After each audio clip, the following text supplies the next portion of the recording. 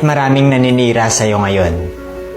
Kahit maraming humihila sa'yo pababa, nasa sa'yo pa rin ang desisyon kung magpapaapekto ka.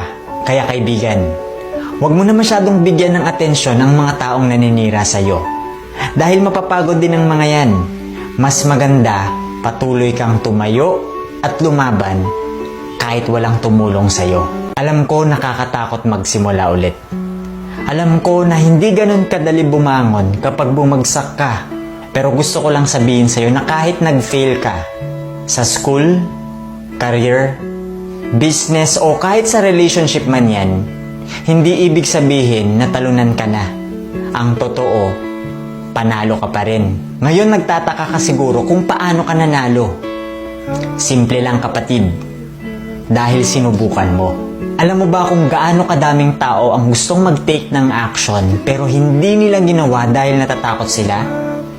Natatakot mag-fail at natatakot sa mga bagay na hindi nila alam. Pero ikaw, nakakabilib ka dahil sumubok ka, naglakas loob ka na gawin ang gusto mong gawin. At alam mo ba na isa yan sa pinakamagandang experience na pwedeng gawin ng isang tao? Ang labanan ang mga takot niya sa buhay. Kaya nakaka-proud talaga ang ginawa mo.